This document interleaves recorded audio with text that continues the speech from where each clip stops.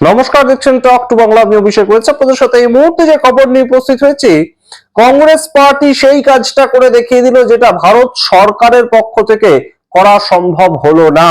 অর্থাৎ আমেরিকাকে সরাসরি কটাক্ষ করা, সরাসরি আমেরিকাকে সমালোচনা করা, সেটা ভারত সরকারের পক্ষে সম্ভব হয়নি, কিন্তু কংগ্রেস পার্টি সেই কাজটাই করে দিল। এবং মল্লিকার্জুন খাড়গে এবং রাহুল গান্ধী এই মুহূর্তে বিরোধী দলনেতা হলেও একজন লোকসভার, একজন রাজ্যসভার, তারা যে কাজটা করছেন সেটা কোথাও গিয়ে প্রধানমন্ত্রীর মতোই তারা কাজটা করছেন। কেন বলছি এই মুহূর্তে এই কথা? তার কারণ আপনারা জানেন, আমেরিকা ভেনেজুয়েলাকে আক্রমণ করেছে এবং ভেনেজুয়েলার প্রেসিডেন্ট এবং তার স্ত্রীকে তুলে নিয়ে এসেছে আমেরিকা। এই ধরনের নির্মম অত্যাচার তাদের সঙ্গে করা হয়েছে। একটা রাষ্ট্র তার প্রেসিডেন্টকে তুলে আনার যে দৃষ্টতা আমেরিকা দেখিয়েছে এবং সম্পূর্ণ ইন্টারন্যাশনাল ল সেটা যেভাবে লঙ্ঘন করেছে, সেইটা নিয়ে সরাসরি মুখ খুলেছে এই মুহূর্তে কংগ্রেস। এবং কংগ্রেসের তরফ থেকে এই পোস্ট শেয়ার করেছেন সালমান খুরশিদ। খুরশিদ সালমান খুরশিদ ভারতবর্ষের প্রাক্তন বিদেশ মন্ত্রী, কংগ্রেস আমলে, ইউপিএ সরকারের আমলে, এবং তার সঙ্গে তিনি এখন কংগ্রেসের বিদেশ সম্বন্ধীয় যে কমিটি রয়েছে সেই কমিটির একদম চেয়ারপারসন হচ্ছে সালমান খুরশিদ। এবং সেই সালমান খুরশিদ যখন এই একটা নোট সরাসরি যেটা দেখতে পাচ্ছেন আপনারা সেটা শেয়ার করেন, তখন বারংবার একদম আমেরিকার কথা তুলে একদম নাম উল্লেখ করে তারা তাদের বক্তব্য সরাসরি স্পষ্ট করেন যে এই মুহূর্তে কংগ্রেস পার্টি এটার বিরোধিতা করছে, যেভাবে একদম আমেরিকা ভেনেজুয়েলাকে আক্রমণ করেছে এবং ইন্টারন্যাশনাল ল সেটাকে ব্রেক করেছে। এবং শুধু তাই নয়, তার সঙ্গে আন্তঃরাষ্ট্রীয় যে সম্পর্ক সেই সম্পর্কেরও কোনো তোয়াক্কা না করে আমেরিকা সঠিক কাজ করেনি। কংগ্রেস যেটা বলতে পারলো সেই কথাটা কেন ভারত সরকার তাদের স্টেটমেন্টে বলতে পারলো না? এইটাই সবচেয়ে বড় এই মুহূর্তে প্রশ্ন। ভারত সরকার যে স্টেটমেন্ট তৈরি করেছে সেই স্টেটমেন্টের মধ্যে কোথাও আমেরিকার কথা তোলাই নেই, আমেরিকার কথা উল্লেখ করাই নেই। সেই জায়গাটা নিয়ে এই মুহূর্তে সবচেয়ে বড় একটা কটাক্ষ ছুড়ে দিয়েছেন বিভিন্ন নেতা নেতৃত্বরা। এবং অবশ্যই মল্লিকার্জুন খাড়গে এবং রাহুল গান্ধী যেভাবে একদম তীর শানাচ্ছেন মোদী সরকারের বিরুদ্ধে, সেটা কিন্তু উল্লেখ্য এই মুহূর্তে। আপনাদের সমস্তটা বিস্তারিত বলবো, তার আগে অবশ্যই টক টু বাংলা ইউটিউব চ্যানেলটিকে সাবস্ক্রাইব করুন, ভিডিও দেখুন শেষ অবধি স্কিপ না করে। এই মুহূর্তে যে প্রেস নোটটা কংগ্রেসের পক্ষ থেকে জারি করা হয়েছে, আগে সেটা আপনাদের বলি, তারপর আসছি বিভিন্ন ব্যাখ্যায়। সেখানে লেখা হয়েছে, গত 48 ঘন্টায় আমেরিকা যেভাবে ইন্টারন্যাশনাল ল ব্রেক করেছে, তাতে ভেনেজুয়েলাকে অ্যাটাক করার ক্ষেত্রে তারা সম্পূর্ণভাবে ভায়োলেট করেছে ইন্টারন্যাশনাল ল। এবং শুধু তাই নয়, তার সঙ্গে কংগ্রেস এই বিষয়টাতে অত্যন্ত চিন্তা প্রকাশ করছে। কংগ্রেসের সহজ সরল একদম বক্তব্য, প্রথম প্যারাগ্রাফেই তারা একদম তাদের বক্তব্য তুলে ধরার সময় আমেরিকার কথা বলে দিয়েছে। আমেরিকাকে সম্পূর্ণ দোষীর জায়গায় তারা কিন্তু কাঠগড়ায় দাঁড় করিয়েছে, কোন রকম দ্বিধা তাতে করেনি। এর পরবর্তীতে তিনি লিখেছেন, ওয়ার্ল্ড ওয়ার 2 এর পর যেভাবে আন্তঃরাষ্ট্রীয় নিয়মটা তৈরি হয়েছিল যে কোনো দেশকে কোনো দেশ অ্যাটাক করতে পারবে না এইভাবে, সেই নিয়মটাকে সম্পূর্ণ উল্লঙ্ঘন করেছে এই মুহূর্তে আমেরিকা। এবং ভেনেজুয়েলার মূল আকর্ষণ বলতে তেলের খনি, ভেনেজুয়েলাকে আক্রমণ করার অন্য তো কোনো কারণ থাকতে পারে না।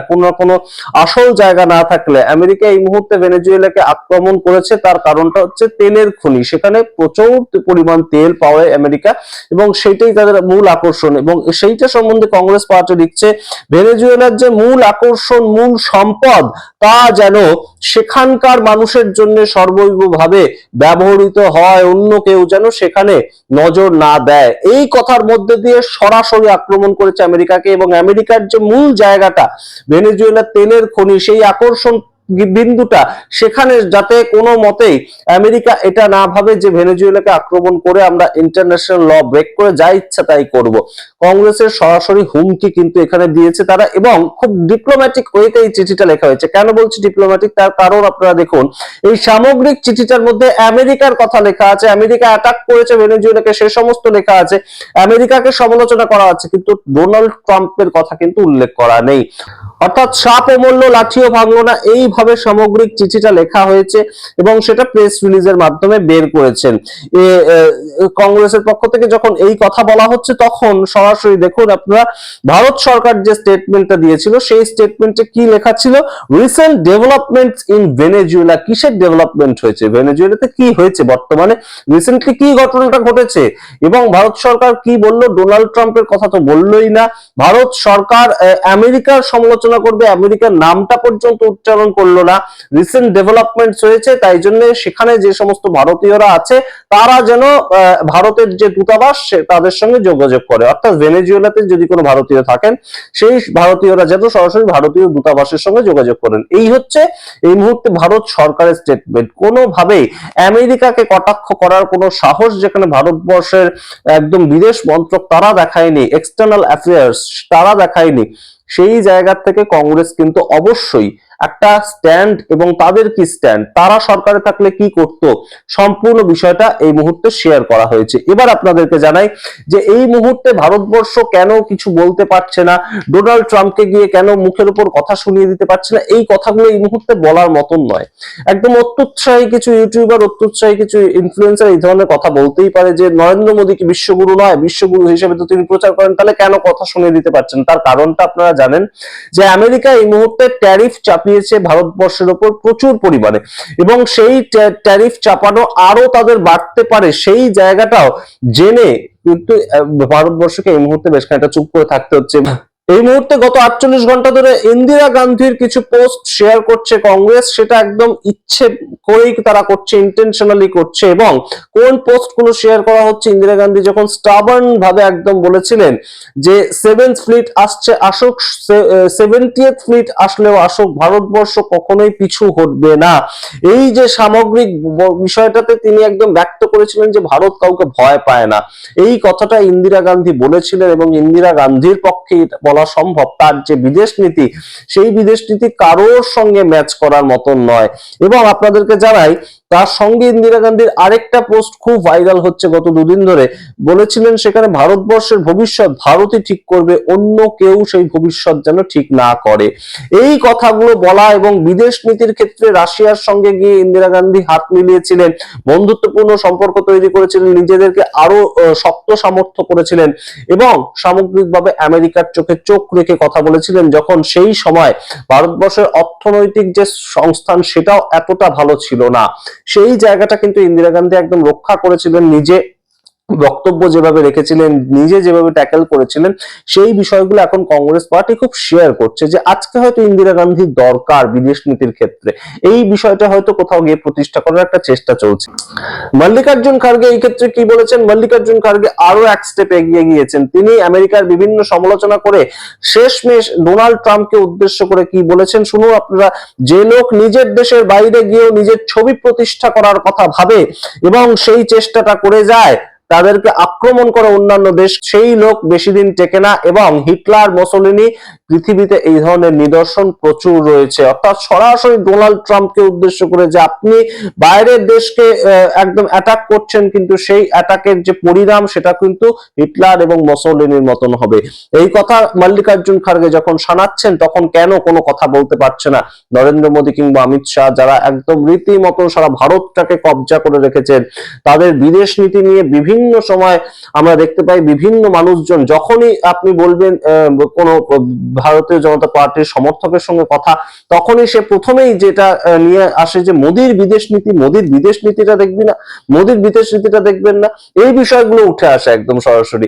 সেই জায়গা থেকে কেন এই মুহূর্তে ডোনাল্ড ট্রাম্পকে একদম কোনো কথাই বলতে পারছেন না নরেন্দ্র মোদী, কেন সিজ ফায়ার করেছিলেন সেই উত্তর কেন দিতে পারলেন না নরেন্দ্র মোদী। এবং তার সঙ্গে এই মুহূর্তে মোদী আমাকে খুশি করতে চায়, এইভাবে যখন ভারতকে একদম অবহেলা করা হচ্ছে, সেই পর্যায়েতেও দাঁড়িয়ে ভারতবর্ষ একবারও তাদের যে স্টেটমেন্ট সেখানে কিচ্ছু বলতে পারলো না। এবং এই সামগ্রিক ঘটনায় ভারতবর্ষের কিন্তু ভয় পাওয়ার জায়গা রয়েছে। কোন জায়গা রয়েছে সেটা আপনাদের একটু বলি, যে এই মুহূর্তে সামগ্রিক বিষয়টা যে জায়গায় এসে দাঁড়িয়েছে, আমেরিকা অলরেডি ভেনেজুয়েলাকে আক্রমণ করেছে, এর পরবর্তী তাদের আক্রমণের যে আরো তীব্রতা তারা বাড়াবে, সেটা কোথায় করবে বলুন তো?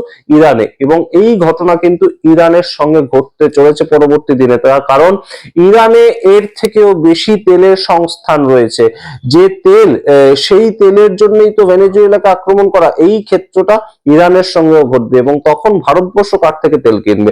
অলরেডি রাশিয়ার থেকে ভারতবর্ষ তেল কেনা কমিয়ে দিয়েছে, সেটা তো অলরেডি ডোনাল্ড ট্রাম্প নিজেই বলেছেন যে ভারতবর্ষ আমাকে খুশি করার জন্য রাশিয়ার থেকে তেল কেনা কমিয়ে দিয়েছে এই মুহূর্তে, এবং সেই জায়গাটা এখন তারা ইরানের থেকে কিনছে। এরপর যদি আমেরিকা ইরানকে সরাসরি আক্রমণ করে, তাহলে আমেরিকাকে তো ভারতবর্ষ চটাতে পারবে না, তাহলে কার থেকে তেল কিনবে ভারতবর্ষ? এই প্রশ্ন এই মুহূর্তে ওঠে, এবং ভারতবর্ষকে তেল কিনতেই হবে। তার কারণ ভারত এবং চীন এই মুহূর্তে সবচেয়ে বেশি ইম্পোর্টার সারা দেশের, সারা পৃথিবীর মধ্যে ভারত এবং চীন এই মুহূর্তে সবচেয়ে বেশি ইম্পোর্ট করে, সেই জায়গাটা কিন্তু তাদের অবস্থান একটা রয়েছে। তাই জন্য তেল তাদের কিনতেই হবে। এবং সামগ্রিকভাবে কিভাবে ভারতবর্ষ এই মুহূর্তে গ্লোবাল সাউথে তাদের একটা পজিশন, যেটা বলে যে গ্লোবাল সাউথে আমাদের পজিশন আমরা তৈরি করতে চেষ্টা করছি, সেটা কিভাবে করবে? চীন তো ক্রমাগত আমেরিকাকে নিয়ে এই বিভিন্ন ধরনের তাদের যে স্ট্যান্ড, তাদের যে বক্তব্য, সেটা তো সমালোচনা করছে যে আমেরিকা ইন্টারন্যাশনাল ল ব্রেক করছে, সেইটুকু ভারতবর্ষ বলতে পারছে না। তাহলে তারা কিভাবে গ্লোবাল সাউথে নিজেদের জায়গা তৈরি করবে?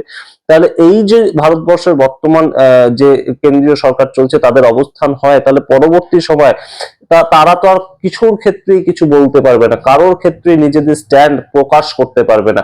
রাশিয়া ইউক্রেনকে যখন আক্রমণ করলো, ভারতবর্ষ কিচ্ছু বলেনি, রাশিয়াকে চটাতে পারবে না বলে। আমেরিকা যখন এই মুহূর্তে ভেনেজুয়েলাকে আক্রমণ করেছে, আমেরিকাকে কিচ্ছু বলেনি, আমেরিকাকে চটাতে পারবে না বলে। এর পরবর্তী আক্রমণ আপনাদেরকে বলি, একটা হবেই অবশ্যই, একদম যা সিচুয়েশন এই মুহূর্তে, চীন তাইওয়ানকে আক্রমণ করবে, সেই ক্ষেত্রেও তো ভারতবর্ষ কিচ্ছু বলতে পারবে না। তাহলে সেই ক্ষেত্রে ভারতবর্ষের এই মুহূর্তে অবস্থানটা কি? কংগ্রেস পার্টি তো, কংগ্রেস পার্টির যে প্রেস নোট, তাতে তো সরাসরি আক্রমণটা করেছে আমেরিকাকে নাম উল্লেখ করে। ভারত সরকার কেন করতে পারলো না? কি মনে করেন আপনারা? অবশ্যই কমেন্ট বক্সে কমেন্ট করুন। দেখতে এখন টক টু বাংলা সামগ্রিক রিপোর্টের ভিত্তিতে আপনাদের মতামত অবশ্যই বিভিন্ন ক্ষেত্রে, বিভিন্ন প্রেক্ষিতে দু তিনটে করে কমেন্ট করতেই পারেন, যে এই বিষয়ে আপনার এই বক্তব্য, এই বিষয়ে ওই বক্তব্য। দেখার অপেক্ষায় রইলাম। শেয়ার করুন এই সমস্ত ভিডিওগুলো, কারণ অবশ্যই বাংলা ভাষায় এই ধরনের ডিটেইলড ভিডিও কিন্তু আপনারা সমস্ত ইউটিউব চ্যানেলে পাবেন না। অবশ্যই শেয়ার করুন, এবং অবশ্যই টক টু বাংলা ইউটিউব চ্যানেলটিকে সাবস্ক্রাইব করতে ভুলবেন না। ধন্যবাদ।